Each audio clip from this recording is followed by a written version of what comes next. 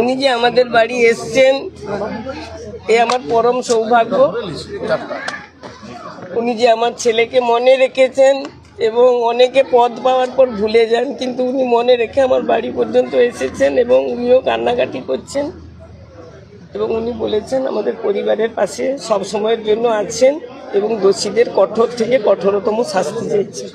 শুভেন্দুবাবুর অত্যন্ত ঘনিষ্ঠ ছিল চন্দ্রদা, সেক্ষেত্রে কি কথাবার্তা হলো?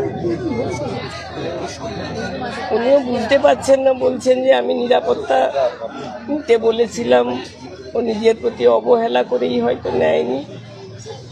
তবে কঠোর থেকে কঠোরতম শাস্তি উনিও চাইছেন। আমাদের ওনার উপর সম্পূর্ণ আস্থা আছে, আমরাও ওনার কাছে বিচার চাইছি। উনি যেহেতু মুখ্যমন্ত্রী, উনি নিশ্চয়ই আমার বিচার করবেন। এখন পর্যন্ত 3 জন ধরা পড়ছে, কিন্তু বিভিন্ন জায়গা থেকে জানা চলে এর পেছনে আরও অনেকে মাস্টার মাইন্ড রয়েছে এবং কী কারণে চিহ্নিত হলো চন্দ্রদাকে এখনো পর্যন্ত তো জানা গেল। সেই বিষয়টাকে নিয়ে উনি কিছু আশ্বাস দিলেন?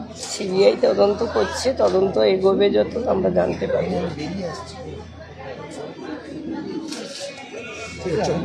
চন্দ্রদার মতো মানুষের যখন যিনি কোনো রাজনীতি ছিলেন না,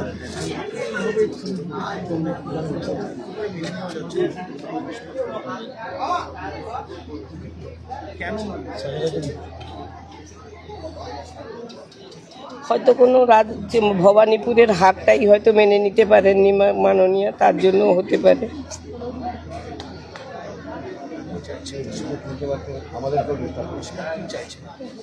আমিও চাইছি কঠোর থেকে কঠোরতম শাস্তি হোক।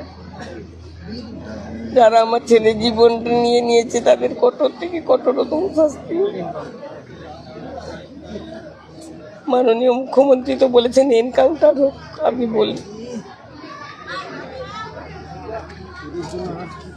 ঠিক আছে।